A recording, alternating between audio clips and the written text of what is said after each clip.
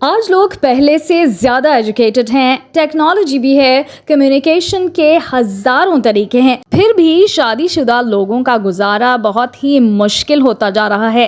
क्या प्रॉब्लम मोहब्बत की है, पैसे की, एक्सपेक्टेशंस की या हमारी कम्युनिकेशन की? डिवोर्स सिर्फ दो लोगों के अलग होने का नाम नहीं, इसके पीछे अक्सर इमोशनल, फाइनेंशियल, साइकोलॉजिकल और सोशल फैक्टर्स का कॉम्प्लेक्स कॉम्बिनेशन होता है। और सबसे इम्पोर्टेंट बात, हर डिवोर्स की वजह सेम नहीं होती। कहीं अब्यूज होता है, कहीं फाइनेंशियल स्ट्रेस, कहीं कम्युनिकेशन ब्रेकडाउन और कहीं दोनों पार्टनर्स की एक्सपेक्टेशंस रियलिटी से बिल्कुल डिफरेंट होती हैं। तो आज समझते हैं कि मॉडर्न मैरिजेस किन चैलेंजेस का सामना कर रही हैं। सोशल मीडिया और एंटरटेनमेंट ने रिलेशनशिप्स के बारे में हमारी एक्सपेक्टेशंस को इन्फ्लुएंस किया है। हम परफेक्ट कम्युनिकेशन चाहते हैं, perfect romance, perfect lifestyle, perfect partner, लेकिन रियल मैरिज में स्ट्रेस भी होता है, डिसएग्रीमेंट्स भी होते हैं और एडजस्टमेंट भी।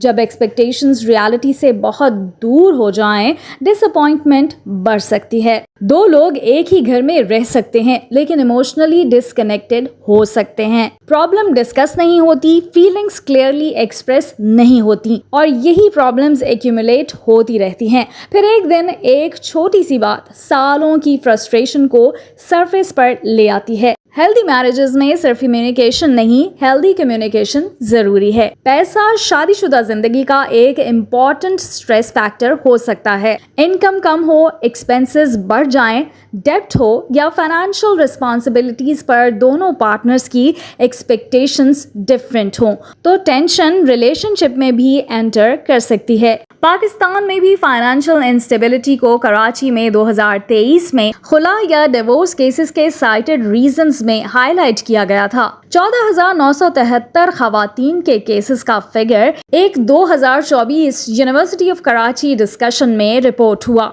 लेकिन एक इम्पॉर्टेंट पॉइंट, फाइनेंशियल प्रॉब्लम्स खुद शादीशुदा जिंदगी को ऑटोमेटिकली डिस्ट्रॉय नहीं करती।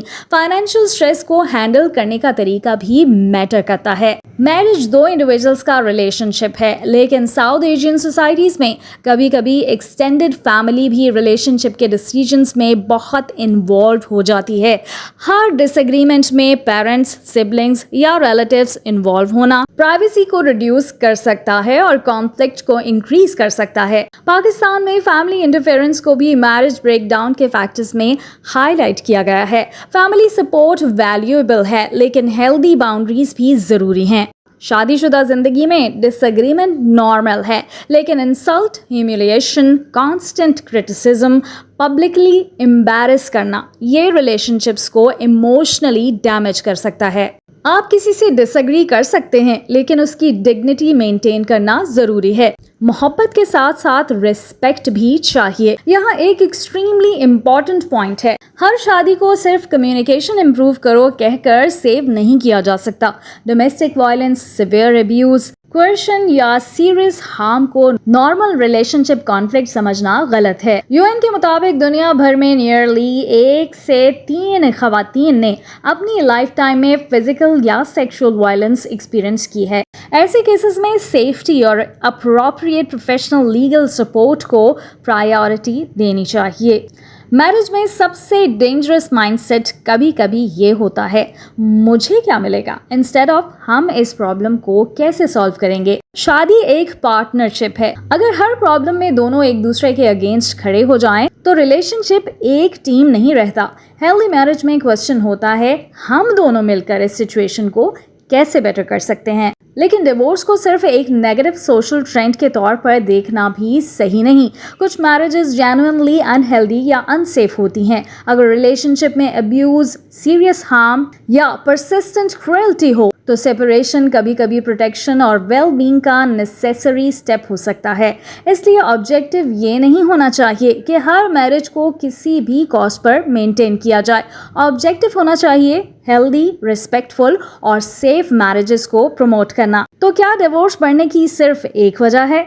नहीं। Expectations, communication, financial pressure, family interference, lack of respect, changing social conditions और सीरियस मैरिटल हार्म, इसी तरह के मल्टीपल फैक्टर्स रोल प्ले कर सकते हैं और हर कंट्री का सिचुएशन डिफरेंट है। इसलिए ब्लेम गेम के बजाय हमें एक बेटर क्वेश्चन पूछना चाहिए।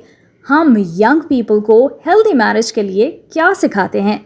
Communication, emotional intelligence, financial responsibility, respect, boundaries और कॉन्फ्लिक्ट रेजोल्यूशन। स्ट्रॉन्ग मैरिजेस सिर्फ मोहब्बत से नहीं, स्किल्स से भी बिल्ड होती हैं। आपके ख्याल में डिवोर्स की सबसे बड़ी वजह क्या है? कमेंट में ज़रूर बताइए। मेरे YouTube चैनल को सब्सक्राइब कीजिए और आप मेरे Facebook पेज को भी फॉलो ज़रूर कर लीजिए।